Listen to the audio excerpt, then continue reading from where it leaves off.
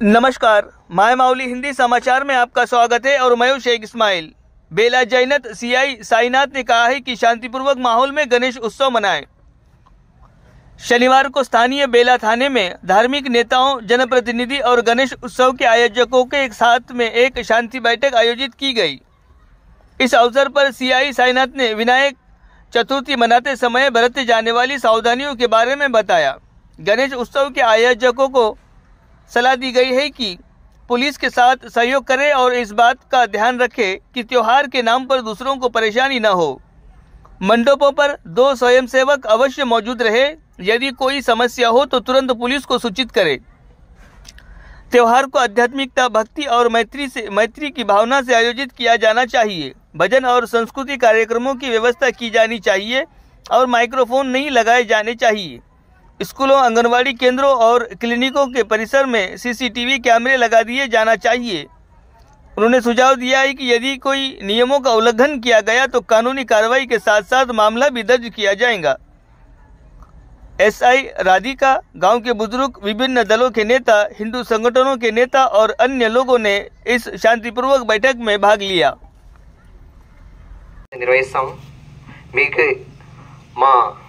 సేవలు అందిస్తాము। మీరు కూడా మాకు అన్ని విధాలుగా సహకరించాలి। మెయిన్గా నిర్వాహకులకు మేము ఒక వెబ్సైట్ ఇచ్చాము।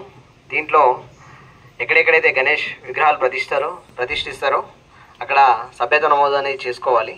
దీని ముఖ్య ఉద్దేశం ఏంటంటే మాకు ఎక్కడెక్కడైతే ఈ గణేష్ విగ్రహాలు పెడుతున్నారో అక్కడ ఆ విగ్రహం హైట్ ఎంత, అది ఎన్ని రోజులకు దాని ఇమర్షన్ ఉంటుంది, అది ఎక్కడ దాన్ని ఇమర్షన్ చేస్తారు, వే ఆఫ్ ట్రాన్స్పోర్ట్ ఏంది, ఈ విధంగా అన్ని మాకు వివరాలు తెలిసినట్లయితే మేము దానికి బందోబస్తు అనేది ప్రొవైడ్ చేయడం జరుగుతుంది। ఏ రూట్లో వెళ్తుంది, ఎంతమంది గ్యాదరింగ్ అవుతారు, ఏ రోజు జరుపుకుంటారు, అన్నదాన కార్యక్రమాలు ఏ రోజు ఉంటాయి, ఈ విధంగా మీరు ఈ ఆన్లైన్లో అప్లోడ్ చేసుకోవడం వల్ల మాకు పూర్తి వివరాలు అనేవి ఉంటాయి।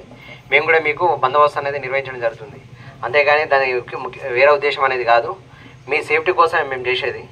కాబట్టి ప్రతి ఒక్కరు కూడా ఈ ఏదైతే ఉన్నదో ఈ వెబ్సైట్ ఇచ్చినామో దాంట్లో ఖచ్చితంగా నమోదు చేసుకోవాలి।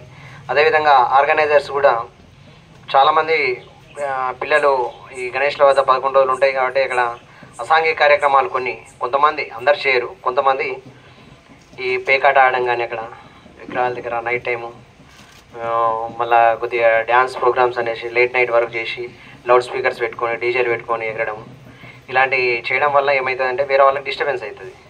భక్తి శ్రద్ధలతో చేసుకొని భజన కార్యక్రమాలు కానీ ఇంకా వేరే సాంస్కృతిక కార్యక్రమాలు కానీ అలాంటివి చేసుకుంటే ఇబ్బంది లేదు। కానీ ఊరికనే సినిమా పాటలు పెట్టుకొని డ్యాన్సులు చేయడము, లేట్ నైట్ వరకు లౌడ్ స్పీకర్స్ పెట్టడము, చాలామంది ఇల్హెల్త్ పీపుల్స్ ఉంటారు, ఏజ్డ్ పీపుల్స్ ఉంటారు, పక్కన ఇంట్లో వాళ్ళు అబ్జెక్షన్ చేస్తారంట।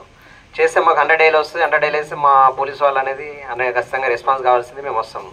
వచ్చిన తర్వాత ఏమవుతుందంటే ఇక మళ్ళీ అక్కడ మా ఎక్కువ మంది ఉండడం వల్ల సార్ మేము ఈ 11 రోజులుగా చేసుకునేది అనేసి ఆర్గ్యుమెంట్ అనేది। అందుకే మీ నిర్వాహకులకి ఈరోజు మీటింగ్ ఇచ్చేయడం ఏంటంటే మీరు అక్కడ చెప్పాలా, మీరు పెద్దలుగా ఎవరెవరైతే ఇచ్చేస్తారో మీ కమిటీ ఏదైతే ఉన్నదో కమిటీ వాళ్ళు మీరు చెప్పాలా, ఇట్లా కాదు కరెక్ట్గా నిర్వాహకులు ఎక్కడెక్కడైతే ప్రతిష్ఠిస్తారో అక్కడ శాంతియుతంగా చేసుకోవాలి, ఎవరికి కూడా ఎలాంటి ఇబ్బంది కలగద్దు ఆ ఉద్దేశంతో చేసుకోవాలి।